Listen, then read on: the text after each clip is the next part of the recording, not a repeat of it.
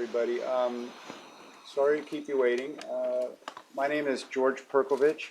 I'm a Vice President for Studies here at the Carnegie Endowment. It's my pleasure to welcome you and to admire your perseverance. I think it's worthwhile because few countries have been as important to each other as the U.S. and Pakistan have been since the early 1950s. And yet, as anyone who reads a paper or watches the news knows, the importance of U.S.-Pakistan relations does not make it satisfactory to either country, nor does the importance mean that the two governments trust each other. In Washington, the feeling is that the relationship in the past was broken because Pakistan pursued interests and activities that it knew were contrary to U.S. interests, as in the nuclear program in the 80s, and that Washington would have to pull back. In Pakistan, it's felt increasingly that the United States is a fair weather friend, and that it has abandoned Pakistan before, and it will again. And we see a similar tension here today in the relationship and discourse between the two, a concern that in fact the interests are contrary enough that there will be yet another separation. There are a number of elements of mutual frustration, but again, the point of mutual importance remains. Therefore, it's worthwhile to try to explore ways of building shared purposes and understandings, even if mutual trust is a little too much to expect now. There are few people better qualified to address these issues than former President Pervez Musharraf. Pervez Musharraf served in the Pakistani army for more than 40 years, rising to its highest position, the Chief of Staff. From that position, he took power in Pakistan in 1999 and became president in 2001. He continued as president until 2008. He's a civilian today, but remains keenly well-positioned to address the future of U.S.-Pakistan relations. President Musharraf has been squeezed on the front end in Congress today. He has to go back to the Hill, but he has said that he will spend the assigned time here. We'll make some remarks, and then we'll take plentiful questions from you. So with that, let me ask you to welcome General Musharraf.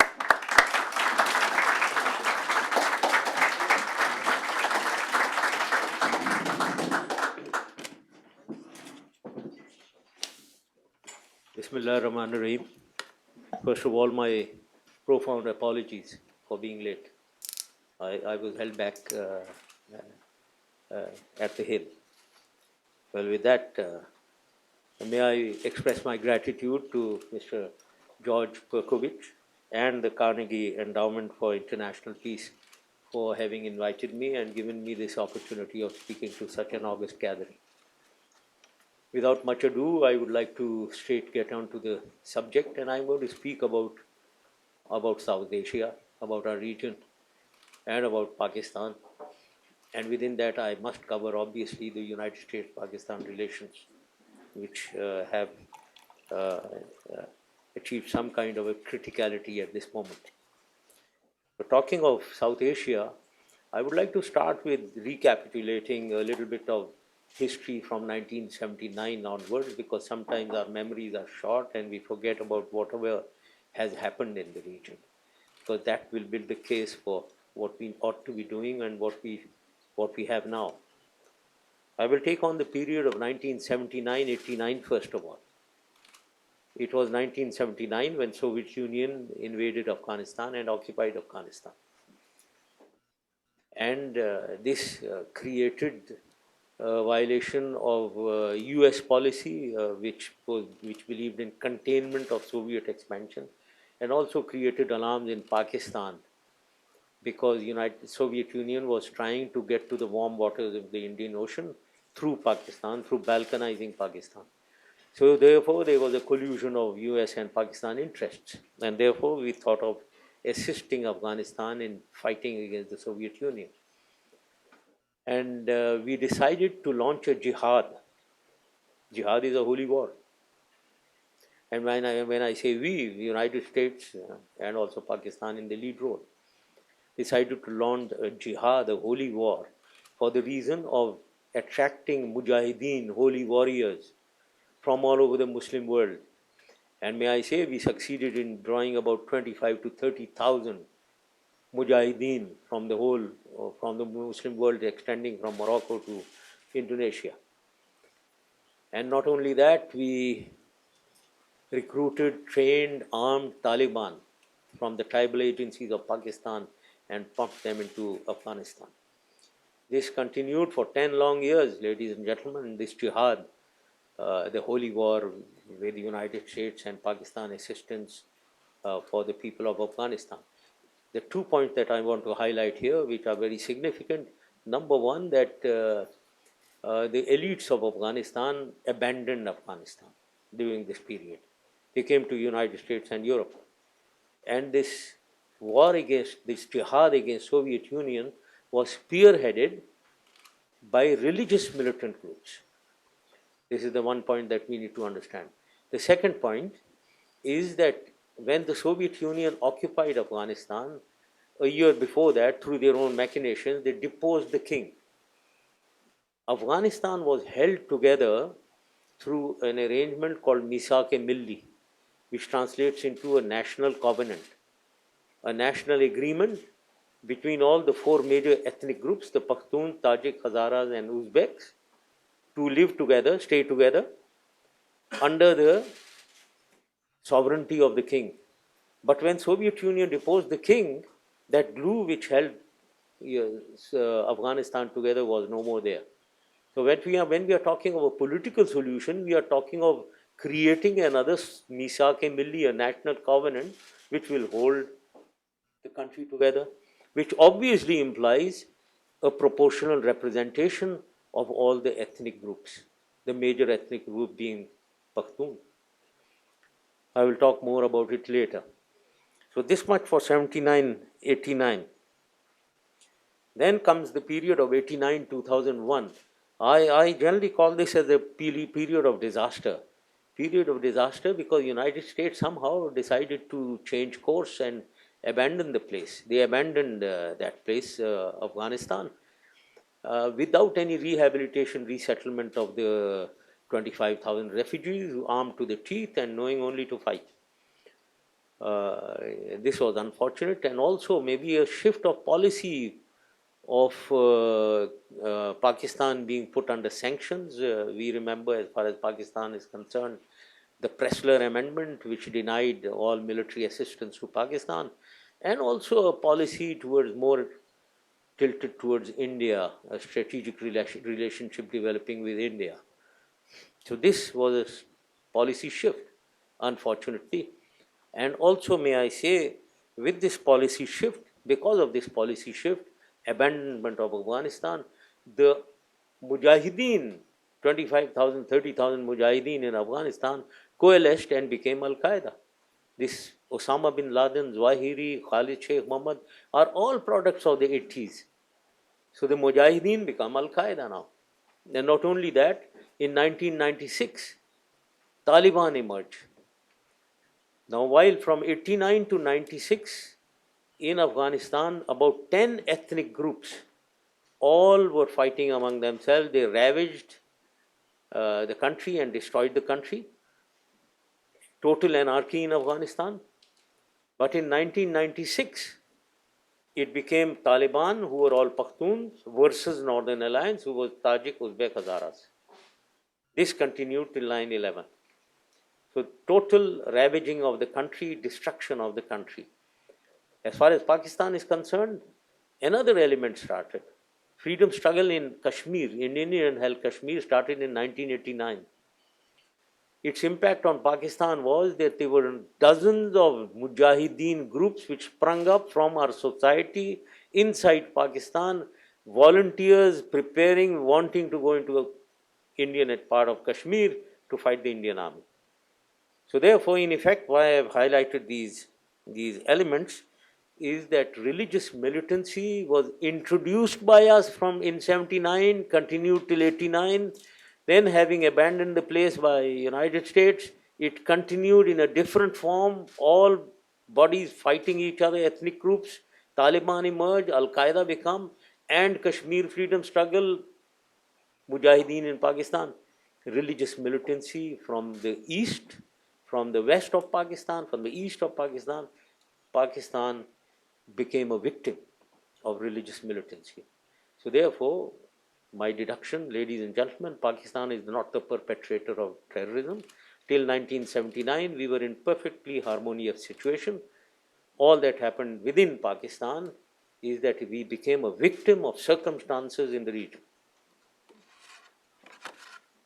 Then comes 9/11, ladies and gentlemen. Now, after 9/11, there was obviously the terrorist attack here, which was most terrible, and the obvious attack by United States in Afghanistan. My Pakistan joining the coalition. Now, I was on the scene then. I took the decision of joining the coalition in Pakistan's own interest, more than US interest. Pakistan's own interest was that I realized, I knew that Pakistan is a moderate country. Pakistan wants to be a progressive, enlightened, moderate country. And Talibanization and Taliban culture of obscurantist understanding of Islam is not for Pakistan. Therefore, quite clearly, we would not have liked to be on the Taliban side. And therefore, we joined the coalition. Now, here I want to highlight a few blunders en route. The first blunder I say was 1989, when the United States abandoned Afghanistan without rehabilitation, resettlement of the Pakhtuns, or of the Mujahideen. The second blunder was in 1996, when Taliban emerged, and Pakistan was the only country which recognized Taliban. And at this moment, I remember back in 2000, March of 2000, when President Clinton came to Pakistan, he was persuading me not to deal with Taliban. And I told him at that time that I would suggest a different strategy. That we all recognize Taliban and the world should open missions in Afghanistan and let us then moderate them from within. Certainly, I am not with their ideas of obscurantist ideas, but confronting them or not recognizing them, it is better to recognize them and moderate them from within. That not doing that was the second blunder. Had we done that, maybe we could have saved the Buddha statue, or even resolved the Osama bin Laden issue. If there were 100 missions threatening to quit Afghanistan if they did not agree to moderation. So that was the second blunder. Now, the third blunder after 9/11 was, I would like to highlight that after 9/11, with the US attack, coalition attack in Afghanistan, and with Northern Alliance, the Taliban and Al-Qaeda were defeated. They ran helter-skelter into Pakistan, into the mountains and cities of Pakistan. There was a vacuum in Afghanistan, a political vacuum. Here was the situation where the military had delivered. Military of United States delivered victory to you.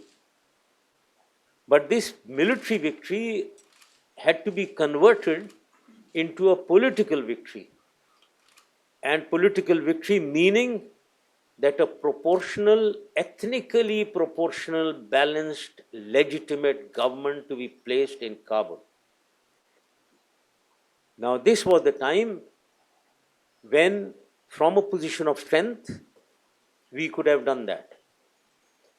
When we say ethnically balanced, proportional government, we had to have Pakhtun on board. It had to be Pakhtun dominated, because Pakhtun have always ruled Afghanistan, and 50% of Afghanistan is Pakhtun. So, while all Taliban were Pakhtun, I coined a term that all Pakhtun are not Taliban. So we must wean away Pakhtuns from the Taliban and give them the dominant position in government in Kabul. This was not done. To date, it has not been done. To date, dominant position of governance in Afghanistan is by Tajiks and a section of Tajiks which are called Panjshiris, who are 8% of Afghanistan. Now, I personally feel that this window of opportunity that I am talking of persisted from 2002 till early 2004 for 2 long years. Taliban, Al-Qaeda were dismantled, they were disorganized, their command structure was totally broken. They were in Pakistan and we were acting against them successfully. All the people, Al-Qaeda people from number 3 downwards, all of them were apprehended in Pakistan. All those you see in Guantanamo or anywhere are all actions by ISI and Pakistan. All, I repeat, not one has been caught in Afghanistan by anyone else. So this was done very successfully in Pakistan. But then, unfortunately, the Al-Qaeda went down. Taliban resurgence started in 2004. It started because Pashtun were not taken on board, and this military success was not converted into a political success. Their resurgence started in 2004, and the resurgence carries on even now, unfortunately. So this was the third blunder where we could have utilized this 2-year window of opportunity and we failed. And now, after in 2011, we are trying to talk to Taliban now. Now, Taliban is not a monolith, by the way. So when we talk to Taliban, I don't really know which Taliban is anyone talking to. Mullah Umar is a Taliban, Siraj Haqqani is a Taliban commander, Gulbuddin Hekmatyar is Taliban, TTP of Pakistan is Taliban, TNSM of Pakistan is Taliban. Which Taliban are we talking to is not very clear. So therefore we are in a complex situation now. What is the complexity now? There is Al-Qaeda in Afghanistan, there is Taliban resurgence, and dominant position is Taliban now.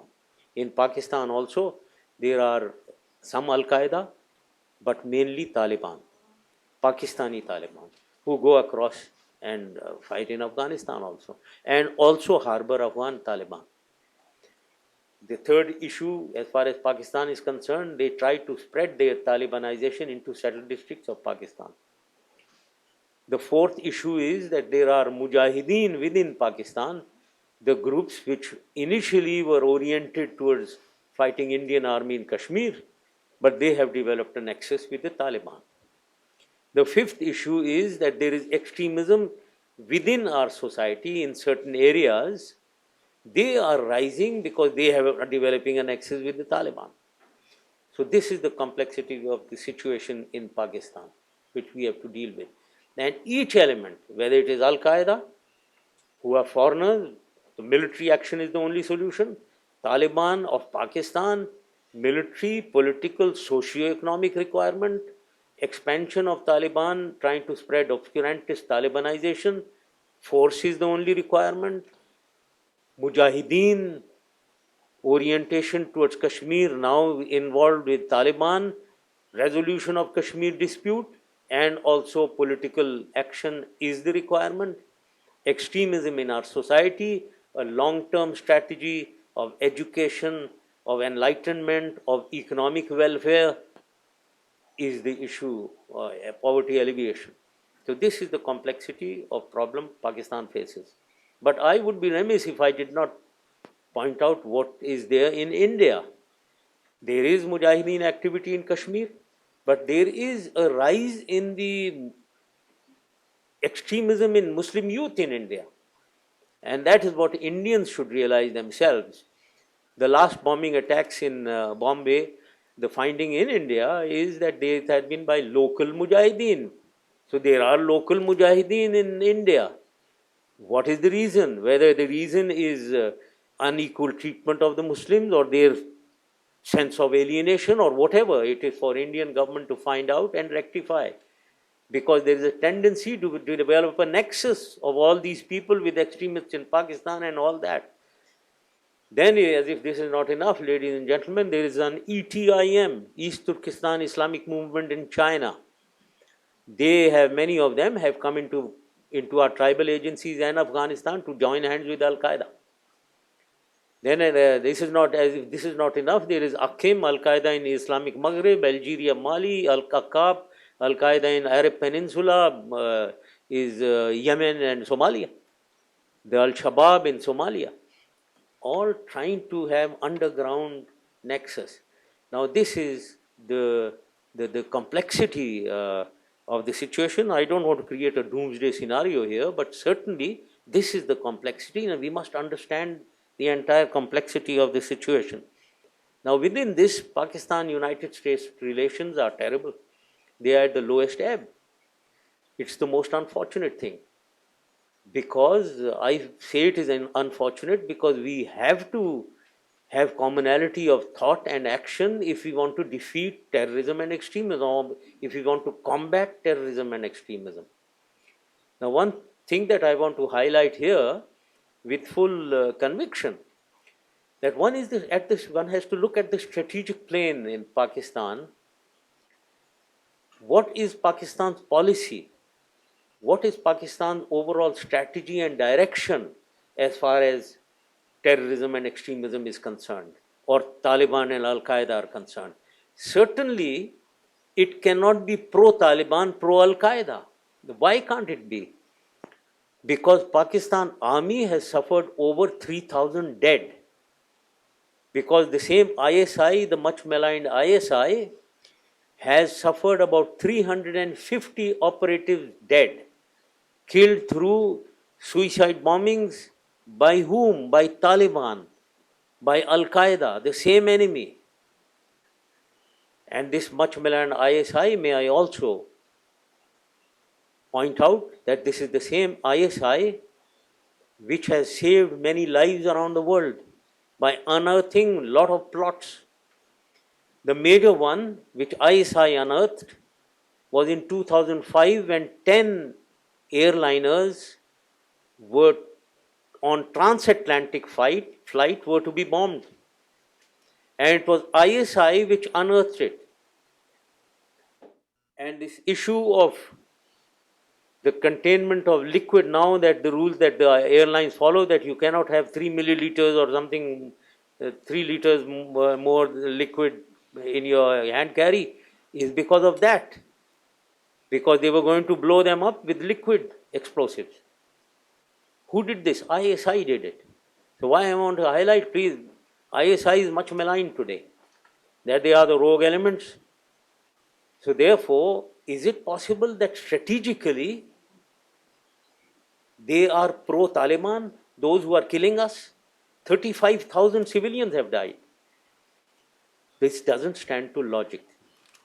However, I would like to clarify, then what the hell is happening?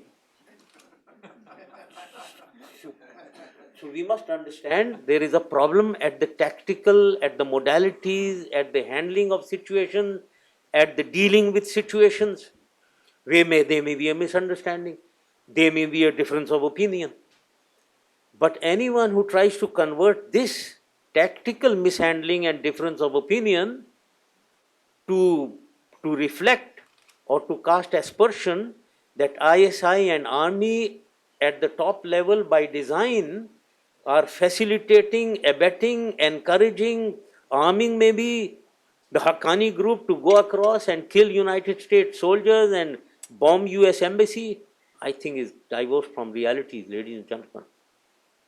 So I'm very sad, may I say, that Admiral Mullen came here, I believe, and made certain remarks. Now, when a person of Admiral Mullen's stature says that Haqqani group is an extension of ISI, he means that the DGISI, therefore the army, is against United States, is abetting with the Haqqani group, is with the Taliban. That means Pakistan is the enemy. Pakistan is not the friend. Pakistan is not the coalition member. We have to be very, very discreet, very understanding, very accurate in this understanding. I think it is totally against the interest of the United States and Pakistan and the region and also the world, because it violates this, what I say as the unity of thought and action against Taliban, Al Qaeda, and terrorists. Now, I would like to bring out why this has happened and what can we do to maybe bridge this problem. From United States point of view, I would like to admit Pakistan needs to clarify two elements which are casting very negative aspersions and leading to this trust and confidence deficit. Number one, why was Osama bin Laden in Abbottabad, where he got killed? The issue is was there complicity or negligence? I would be prepared to answer questions. So, with problem of limitation of time, I would only like to say that with all my honest conviction, it is a case of terrible negligence which ought to be investigated and punished. It is not a case of complicity. The second issue, but the onus of proving this to United States, which is it's a very difficult thing to prove because nobody believes. But we have to still prove because I know it to be truth that it is not a case of complicity. The second issue is Siraj Haqqani, a group which is there in North Waziristan. Why is the army is not acting there? Now, again, the onus of clarifying lies on Pakistan. They must do it. And I would like to admit that they are not doing a good job of both these.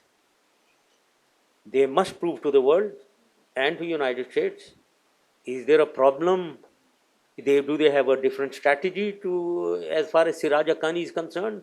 Is there a problem that the army is overstretched? Is there a problem that this enemy is too strong and we will hold back later till later?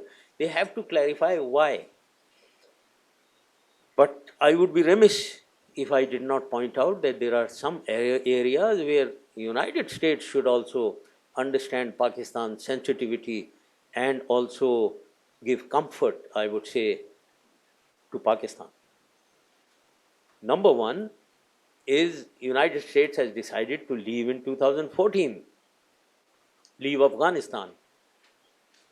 If even I was a leader there, I would have come and interacted. You let us analyze, you give me an analysis. What do you see when you leave Afghanistan? Are you leaving a stable Afghanistan or an unstable Afghanistan?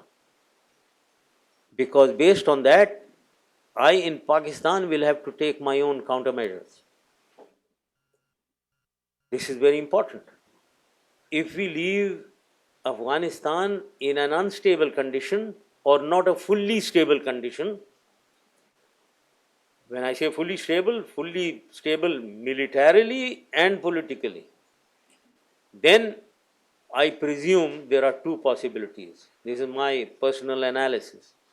Either Afghanistan goes back to 1989 when all ethnic groups were fighting against each other, or it goes down back to 1996 when it was Taliban, Pashtun Taliban on one side and Uzbek Tajik Hazaras Northern Alliance on the other side.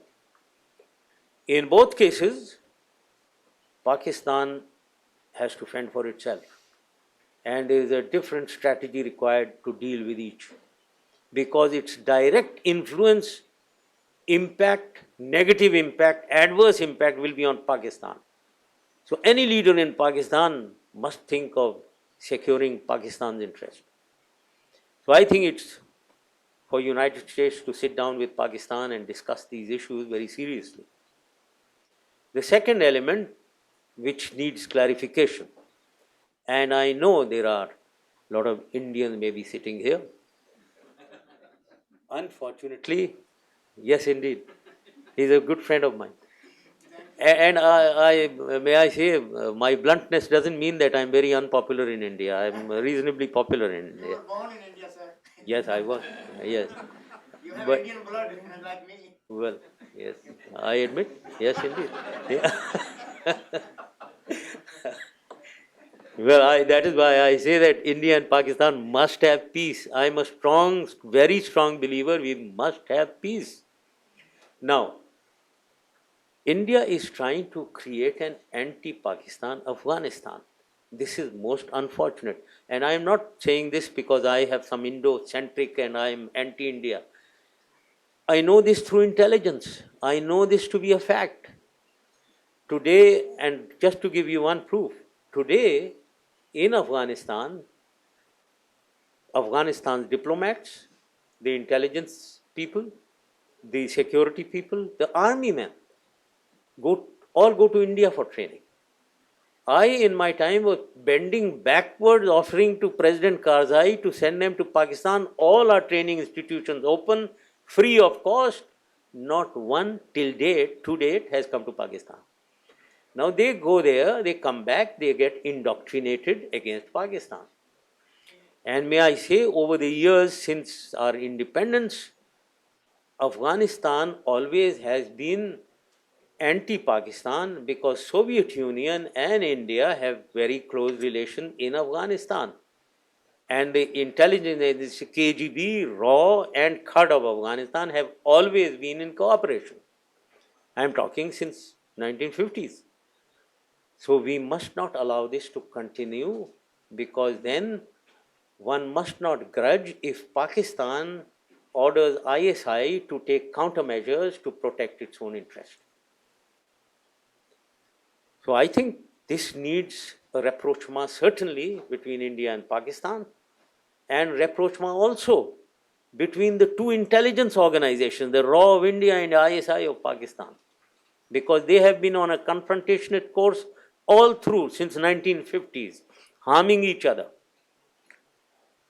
So this is, I would say, and if I'm also allowed to, one rather minor but still becoming very significant, when leadership from United States or anywhere says Pakistan has not done enough, we need to do more. Now this has become almost so annoying to a common man in Pakistan. We have suffered 35,000 dead, 3,000 soldiers killed, 350 ISI people killed, generals killed, generals' children killed. What more should Pakistan do? Yes, indeed, we are doing our best. We are the first victims of terrorism and extremism. At least don't keep saying that we need to do more. Yes, we need to do together. We must counter all these problems. Having said that, lastly, let me come to a little bit on Pakistan itself. Today, Pakistan is suffering. There is a dysfunctional government, rise of terrorism and extremism, rise of even law and order situation in Karachi, which is the economic hub. There is an economic collapse in Pakistan. There is political turmoil and also floods, etc. So Pakistan is in terrible shape. My dismay is that Pakistan has all the resources and all the potential to stand on its own feet. And I say this, it's my dismay, because in the 8 years that I governed, all the socio-economic factors were going up. Even if we see our strategic location in the center, with West Asia and Gulf on the west, landlocked Central Asian republics, Afghanistan yearning to reach out to the sea in our north, East China, West China to our northeast, India, South Asia to our east. We provide the connectivity for all trade and energy activity in the region. No energy, no trade within this region is possible without Pakistan's involvement. That is the strength of our strategic location. The other issue is that we are a country which is self-sufficient in water, self-sufficient in food, self-sufficient even in energy. We have hydroelectricity much more than our total requirement, double our total requirement. We have mastered nuclear technology. We have tremendous energy through coal, through gas, alternate source. The only thing we lack maybe is oil. So we have to switch from thermal to all these. But all the capacity is certainly available. Tremendous amount of natural resources. So what is the problem? We are economically self-sustainable. The proof of it is that when I came into in 1999, we were a failed or a defaulted state. But in 2006, Pakistan was declared one of the N11, next 11 economically vibrant countries of the world. After the BRIC 4, Brazil, Russia, India, China, the BRIC 4, who are doing exceptionally well, Pakistan was one of the N11, next 11 countries of the world. So, how did this happen? Did I have a magic wand or something? I did not. It was the potential and the resources of Pakistan itself, wherein we utilized our own resources, our own potential to control the budget imbalance, the budget deficit, the fiscal deficit, the balance of payment deficit, which was controlled by increasing our earning, reducing our expenditures, the problem that the United States is facing. And may I say that the debt to GDP ratio, which was at 103%, was reduced to 52%. That was how we turned the economy around. I don't want to get into the details. But the per capita income rose from $430 to over $1,000 in 6 years. So what is the problem again? Why is it that the same country, the same people, the same resources, in 99 we are a failed country, in 2006-7 we are N11, and now we are again going down, heading towards disaster again? The answer lies that there is a leadership vacuum. It is the leadership, it is the governance which fails Pakistan. And government and leaders are thrown up through the political system, through the elections. It is here that we fail. No government elected through elections in a democratic way has ever done good governance for Pakistan. And when I say good governance, really the responsibility of every leader, welfare of the people, development of the state. These are the two things that I believe any leader and any government has to do. Otherwise, the people reject them. That is the problem of Pakistan. No good leadership, not doing welfare of the people, and the development of the state. So therefore, the problem is in throwing up right leadership through the political process. And now we are heading towards another elections in 2013, a year and a half away. If at all we don't bring about a political change, breaking the political status quo, people of Pakistan rejecting those who have been tried and tested and failed, we will continue on the path downward slide. So we have to produce another political alternative in Pakistan which can deliver, which can understand the problems of Pakistan, will have the courage to deal with these things, and is honest and enough to deal with Pakistan's problems with determination. It is for this reason that while I am very comfortable delivering lectures through Harry Walker Agency, which looks after my interests, paying me very well also. Not that I've charged anything here, but but I'm very comfortable. I'm very comfortable for myself. But I have decided to join politics because there is a bigger cause than self, and that is Pakistan. And therefore, I've decided to join politics. We have to create either myself and my party a third political alternative, or in combination with other like-minded people, we have to do that. So I'm going to try to do that. And that is why I've entered politics, and that is why I've decided to go back to Pakistan in March 2012, or earlier if I am to spring a military surprise and deception and go earlier than 2012. So that is what I intend doing, whatever because I believe it's better to try and fail rather than go down without trying. And for the sake of the country, I will take further risks. That is all that I had to say. Thank you very much, ladies and gentlemen. I'm prepared to ask you.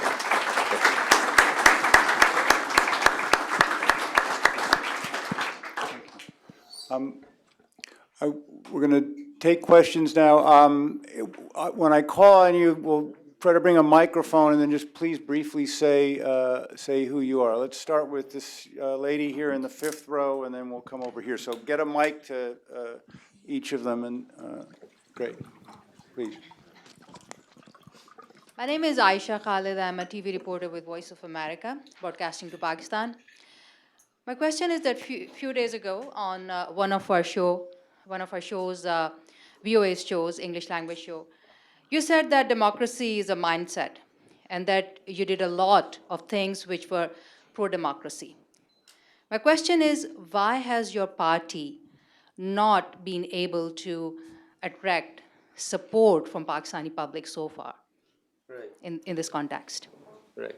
First of all, let me correct. I never said democracy is a mindset. I said dictatorship is a mindset. Yes. Dictatorship, because they always called me a dictator because I was in uniform, I'm a man in uniform. But actually, I believe dictator is a mindset. It's not the dress that you wear. I believed always, and I continue to believe in democracy. And most of the civilian governments in Pakistan are the biggest dictators. The people of Pakistan know that they've been the biggest. So it's not a matter of whether I'm in uniform or not.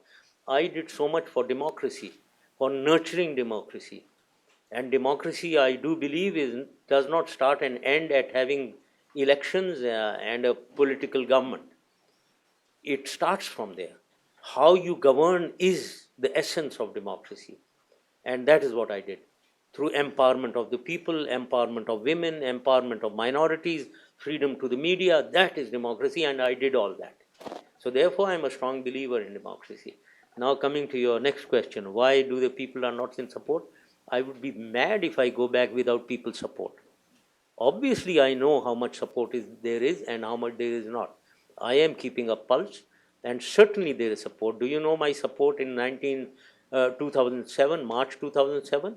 It was 78%. Now, is it possible that in 1 year it dipped and there is no support at all?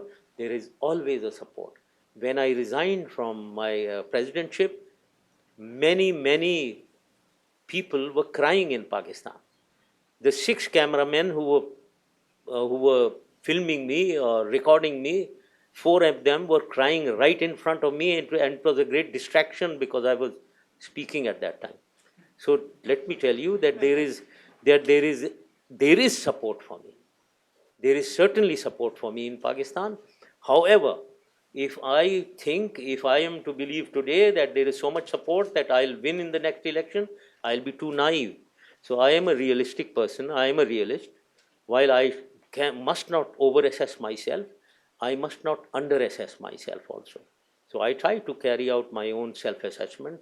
There is support, and I am now trying to build that support through organizing my party. I've already done that at the 4 provinces. We have gone down and we have organizing committees in 82 of the 124 districts of Pakistan.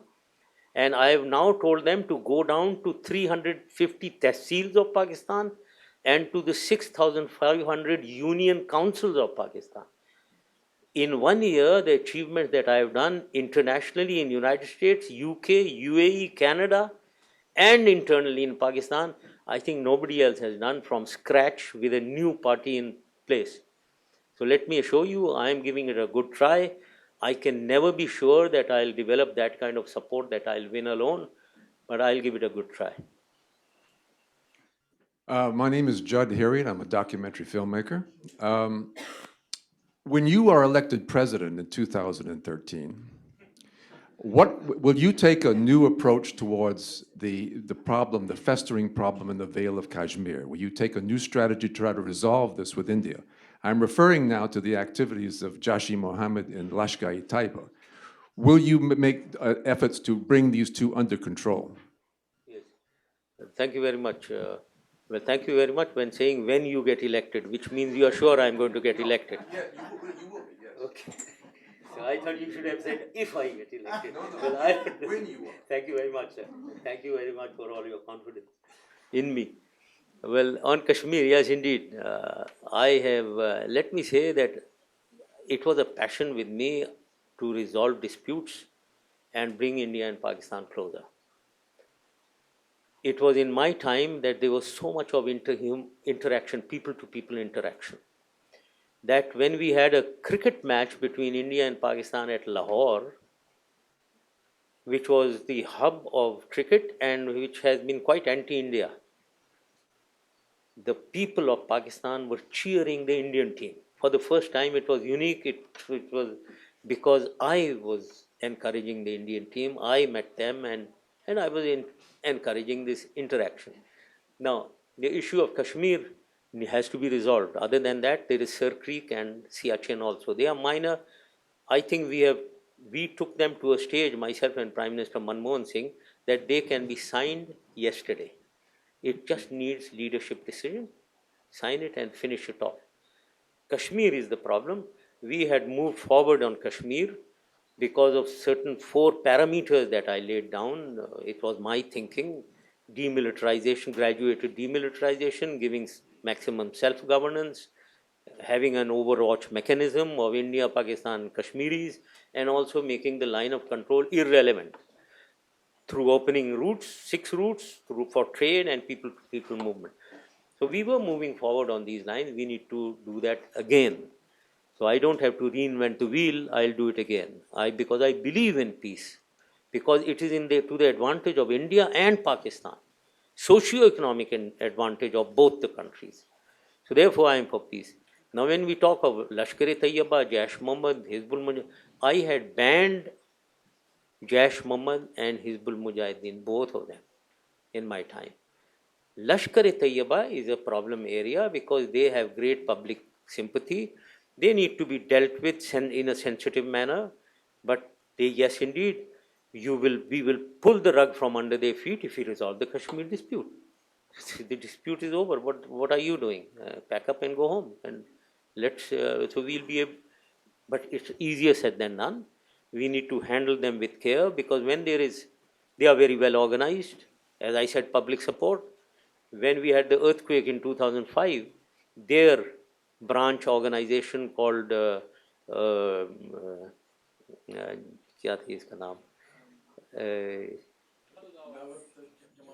Jamaat Dawa was probably the best NGO and became popular there in Kashmir for their relief effort that they had. They were so well organized. And we couldn't ban them. And there were a lot of people who were suggesting, let's ban them and stop them from there.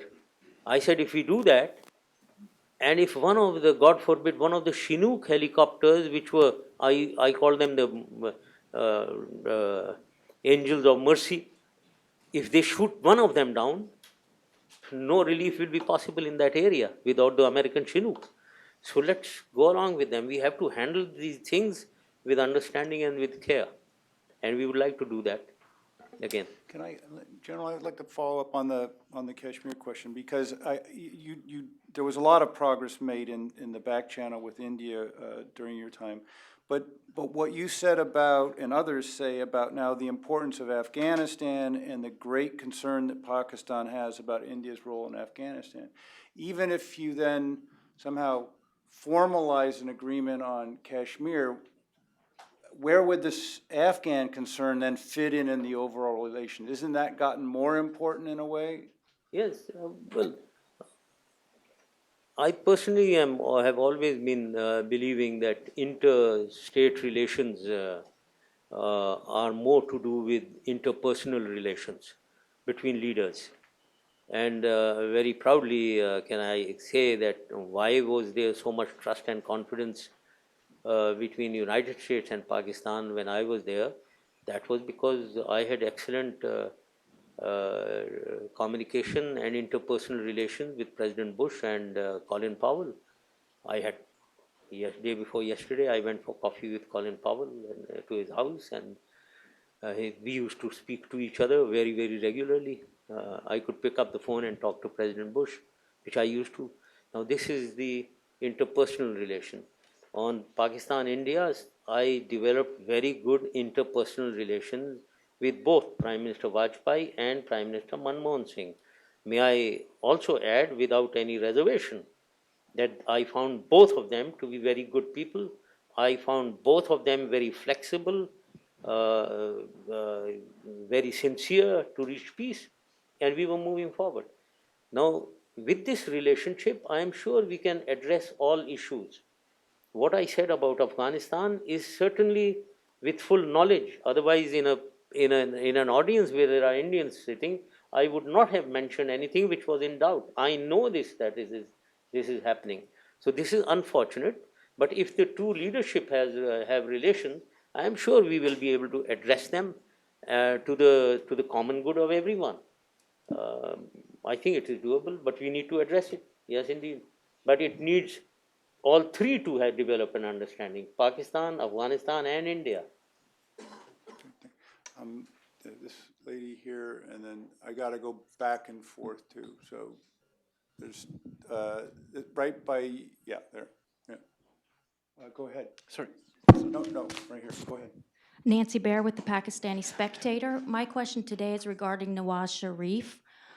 He was Sorry, about Nawaz Sharif, Nawaz Sharif. Okay. your friend. He was my good friend. he was he was twice democratically elected. He was very pro-business, relaxing the business laws so that Pakistan became very attractive to foreign investment, and which resulted in even more jobs for the people. And even today, he is one of the most popular, viable leaders and very loved by his people. So my question is, did it not concern you when you deposed him with no democratic process whatsoever that it would be viewed negatively by the international community? Thank you very much. This is my favorite question. Let me tackle it. May I say, ma'am, your figures are totally distorted. 1999, I come on the scene. Pakistan is a failed and defaulted state. Do you know the FDI in Pakistan?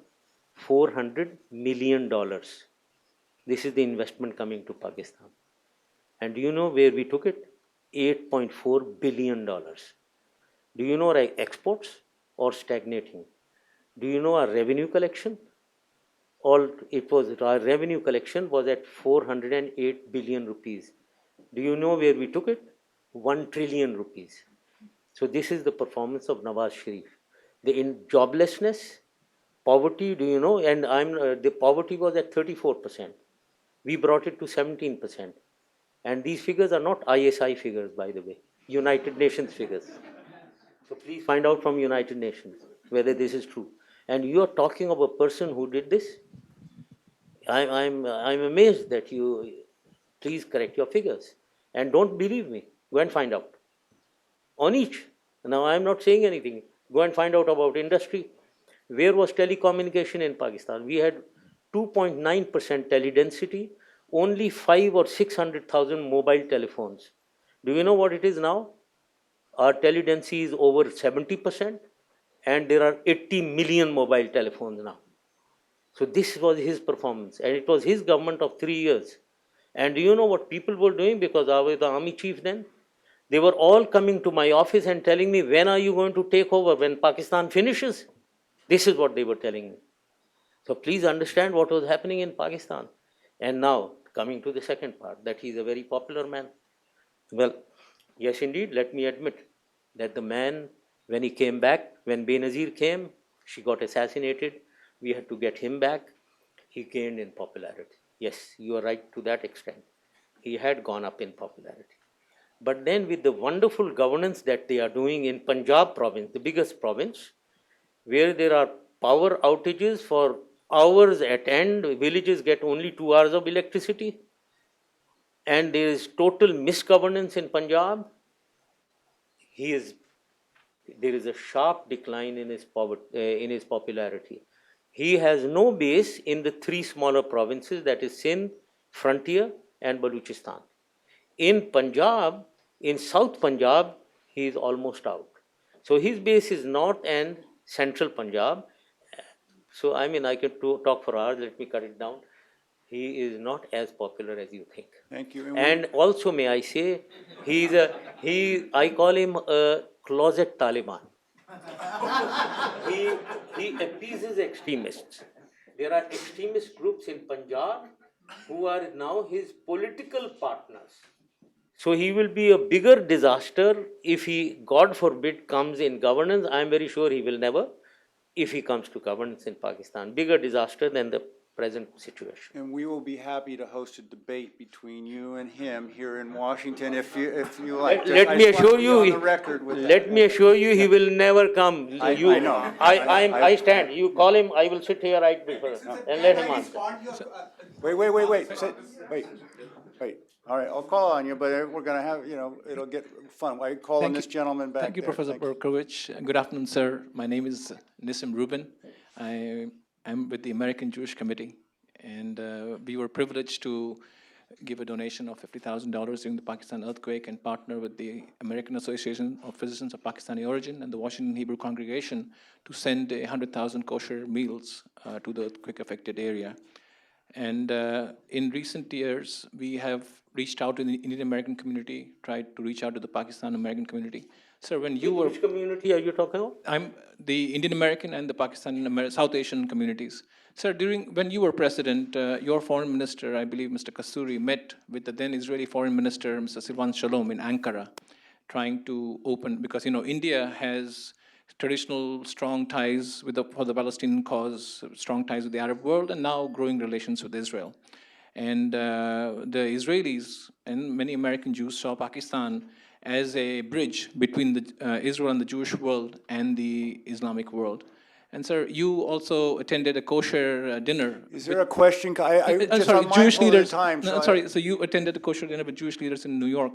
Would you reach out and see Pakistan bring that bridge between Israel and the Jewish world? Pakistan. Right. Were you the one I met at the American Jewish Congress when I addressed them? Okay. Now, yes, indeed. Now, I personally believe that we have to bring peace not only to the region but to the whole world.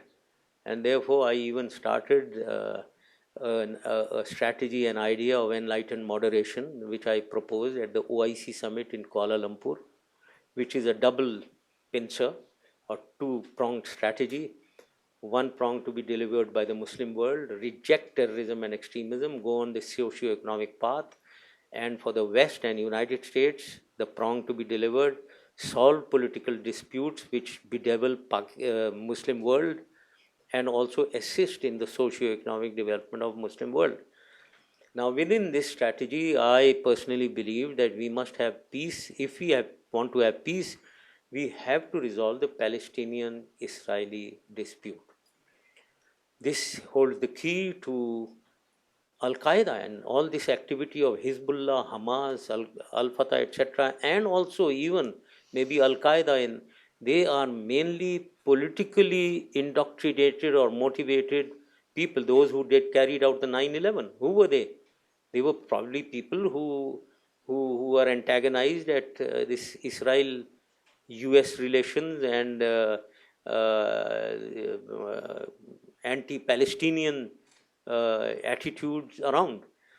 So as far as I'm concerned, as far as Pakistan is concerned, I thought we need to have balanced relations, and I personally commented once that we need to review our relations with Israel as we progress forward on the resolution of Palestinian-Israeli dispute. Towards this end, I even came and addressed the American Jewish Congress. Towards this end, I requested the Turkish president to invite the foreign minister of Israel to Turkey, and I will send my foreign minister. They should meet so that there is progress towards, and if we can contribute to the Palestinian-Israeli dispute resolution, I would like to play a role. And may I also inform this August gathering, in 2006, I initiated a different peace process. And that was, I thought, that on one side, in the Muslim world, United States on Israeli side and dealing with peace maybe has become unacceptable to the Muslim world. Therefore, there is a requirement of maybe European Union and Mr. Solana, the Secretary General, who is held in certain esteem in Pakistan, in the Muslim world, to play a role on one side. And on the Muslim side, I thought instead of Arabs who have always been dealing, and maybe they failed to reach a conclusion, we include non-Arab Muslim players. And that I thought was Turkey, Pakistan, Malaysia, and Indonesia. And I went around to do this, to develop this team or this group to deal with Palestine-Israel dispute. I thought this may be a different approach, and maybe because Israel would have more confidence in the four that I've spoken of, and Muslim world will have more confidence on Solana, Mr. Solana, and we could make some progress. But I think we have to think out of the box, and I am for peace with, as far as Pakistan is concerned, with all countries, and trying to resolve all disputes, political disputes. We'll take two questions at a time, because I know we're running out of time, if that's okay with you. And I've got a woman here, and then. Well, I will take my time because I was late. So therefore, I owe it to them, whatever question, whatever time you want to take. Thanks, right here. Thank you. Hello, Suzanne Kelly from CNN. Can you tell me if you believe that Pakistan is doing enough when it comes to working with the international community on securing its nuclear facilities, or should it be doing more? On the nuclear facility, is Pakistan is what? What did you say? Working enough with the international community, say the IAEA, on securing these facilities, or should they be more open? Now, Pakistan is very, very sensitive. First of all, Pakistan's nuclear capability, everyone must understand, is a pride to every man in the street. Number two, that Pakistan's nuclear capability is in direct relation to the threat perception, to the existential threat that Pakistan has always faced, like Israel. So therefore, we are nuclear. Now, unfortunately, in Pakistan, a perception has got created that United States or many other powers that be are for Pakistan to be denuclearized. That goes totally against Pakistan's interest, and the people of Pakistan will never allow it, because it is unfair also. And now, coming as far as IAEA and custodial controls, what the world ought to be interested is, are they secure?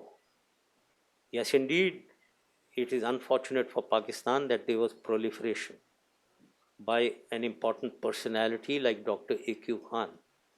That was most terrible, and we suffered in our prestige. But may I say, after 2000, when I came on the scene, the first thing that I did was established custodial controls. In that we had an NCA, National Command Authority, on top. We created an SPD, Strategic Planning Division, a big secretariat headed by a Lieutenant General, who heads it even now. And we took away all the autonomy from the science organization, especially of finance and security. The two which were given to them, money used to be given to them and no questions asked, security was their own, and therefore, since nobody was overseeing, this proliferation was possible. When we took away these two, proliferation is no more possible.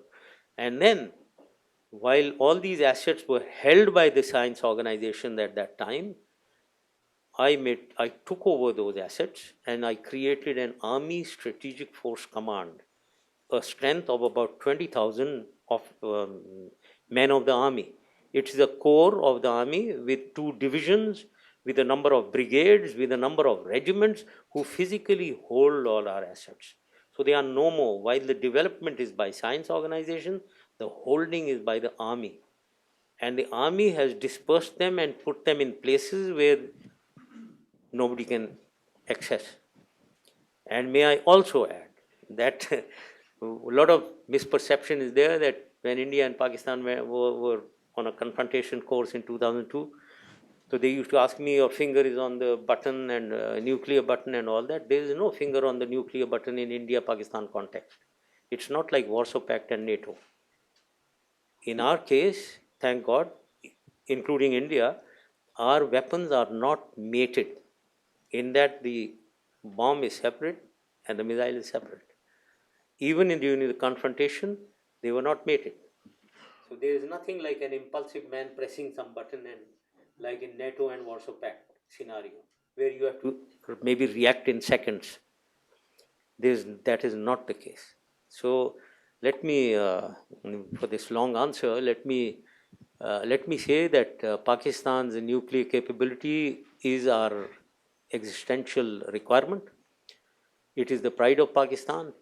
We will go along with the world, certainly, on all safeguards as applicable to others of the world. Do not please single out Pakistan. It will not be acceptable to Pakistan. General, may I ask a follow-up, which is, if you're elected president, you would be a civilian leader in Pakistan, but it's a nuclear program that's always been controlled by the army. So by what process would you then, for example, have a policy and make a decision to decide, do you have enough fissile material, do you have enough weapons? And as a civilian, would you be able to have actual authority in that discussion? Because I've commanded the army for 40 years, they can never forget that. I fought wars with them, I faced dangers with them. But that aside, so that's not the case. I think it is not correct that the army controls everything. We have made the National Command Authority. The chairman is the President of Pakistan. The Prime Minister is there. 5 important ministers are there. And 4 chiefs are there. Army, Navy, Air Force, and Chairman Joint Staff. This is the organ, and the President commands it. Now, even if you see historically, when we started this program, it was started probably after India exploded its first bomb in 1974. Because that made our military strategy throughout was a strategy of minimum defensive deterrence, quantified into Army, Navy, Air Force. But in 1974, when India exploded its bomb, this minimum defensive deterrence, although in place in the conventional, became untenable in the unconventional. Therefore, Pakistan decided to go nuclear. Well, it actually decided in 72 after the war with Bangladesh, but After? in 72, January 72, after the 71 war is when the program started. Well, the nuclear program was always there. Right. But to go nuclear, to make bombs, was after this Dr. A.Q. Khan enrichment of uranium, etc., started in 1977 or 78, etc.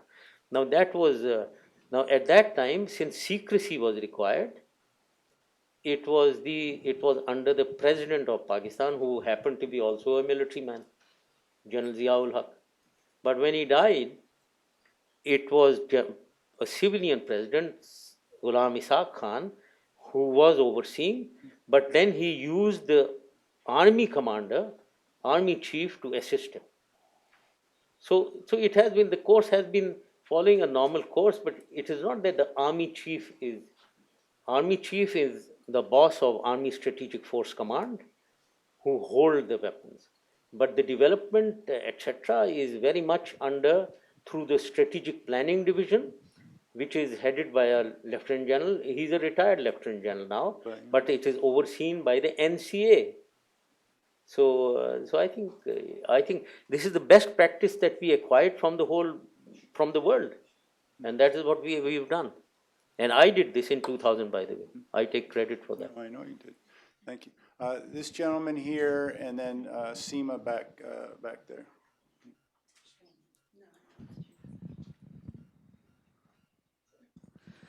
Thank you very much, Raghubir Goyal, India Globe Nation Today. Thank you, Mr. President. I don't know how to address you, general, a great general, or a great president, whatever, or maybe both. Whatever name you give me, I remain the same. Thank you, Mr. President. I must say one thing, that recently in some think tanks, including Atlantic, some of the speakers were backing you as far as economic progress in Pakistan took place under your leadership was concerned, and also peace between India and Pakistan during your administration. My question is here that as far as Afghanistan is concerned, Afghanistan's President Karzai always accused Pakistan of sending terrorism or Taliban or Al-Qaeda across the border into Afghanistan. But now, recently, last week, what he said was, if there is a war between Pakistan and US, then he or Afghanistan will back up Pakistan, not the United States, after even getting all the billions of dollars and getting eliminated terrorism. And second, Mr. President, as far as Pakistan-US relations are concerned, the survey in Pakistan shows that number one enemy of Pakistan, according to Pakistani people, is not India but the United States. After getting all the billions of dollars, what can you make, Mr. President, out of these things? And also one more thing, Osama bin Laden was found in your backyard, and you were the ruler that time, whether you knew or not, sir. Yes, yes, yes. Very good. Thank you very much. Firstly, Karzai's statement. First of all, let me thank him for the first time giving a pro-Pakistan statement. But however, the statement that he will support Pakistan against United States is the most preposterous, I would say. I find this idea itself very preposterous. How can they, I mean, is he visualizing some kind of war between United States and Pakistan? It's ridiculous and preposterous. The thought of it is preposterous. So therefore, I wouldn't like to even answer this. I find this a very, very strange idea. Who has propounded this idea? And God forbid, I mean, this can never happen. So why comment? And thank you very much. Please look after the Taliban and Al Qaeda. That is enough. Don't support Pakistan. Pakistan will look after itself. The second issue was what was this? Survey in Pakistan about US Yes. and India. You said about Osama bin Laden being found in. No, the United States, antipathy against United States. Right. Yes, the enemy. Yes. Now that is unfortunate. While there is a dichotomy in Pakistan, unfortunately, if you go to the masses level, yes, there is a great antipathy against United States, which has developed since 1989. As I said, till 1989, we were strategic partners. Everything was going through Pakistan, and there was no problem. So it is beyond 1989 that things have happened. Everything that happened, whether the abandonment, where there was a sense of betrayal in the people of Pakistan. Do you know that 9/11, when I joined the coalition, which was a difficult decision, the question that was asked from me everywhere that I went, what makes you think that we will again not be betrayed and ditched by United States? This is the question that they used to ask me. So this is the unfortunate reality of events, and therefore, and then India's very partisan approach on nuclear issue, which I said is the sensitivity of the man in the street, partisan against Pakistan and very pro-India. While Pakistan has developed nuclear bomb because of its existential threat, India has developed a nuclear bomb. I don't know why. What for? Is there a threat from somebody? Or is there an idea of projecting your power in the region and in the world? So the approach is totally different. Our nuclear is defensive. Your nuclear is maybe offensive. Now, yet Pakistan is being told to control and stop and backroll its nuclear program. So unfortunately, the people of Pakistan have developed this antipathy. But at the government level, may I say, at the leadership level, at the intellectual level, I think everyone understands the importance of Pakistan-US relations. Pakistan-US relations are very broad in context. Not only is there military cooperation or terrorism and extremism cooperation against that, but there is a great socio-economic element in that. Our trade and investment interests are there. So everyone understands that Pakistan-United States relations have to be strong. It is the masses who are more emotional, I would say, and sentimental that because of these events, there is an antipathy which needs to be corrected. Frankly, I personally believe it has to be corrected. It will take time and good leadership. And your third, there were three questions. Osama bin Laden, were you surprised or Yes. if you knew? I mean, Osama bin Laden was in Abbottabad. Yes, he was there for 5 years. First of all, I am not fully convinced that he was there for 5 years, frankly. Unless there is some proof given. For 5 years he was there. I'll relate a joke after something that I'm going to tell you. That if he was there for 5 years, 2 years was in my tenure. Now, why I say there was no complicity? As far as I'm concerned, I am 500% sure that I did not know, whether anyone believes it or not. So therefore, I am clear that there was no complicity. And I am also clear that the army and ISI could not have hidden this from me, because I am from them and they are from me. And if at all there was some misdoing at the top level, I am sure the second, third, fourth tier officers who are very much in touch with me, who have always been, would have come and told me that this is not possible, that ISI and army could do anything of what my policy was not, whether they were not following the policy. So there was no complicity, and I didn't know, frankly. President, thank you very much. We keeping you late. Thank all of you for hanging in there. And,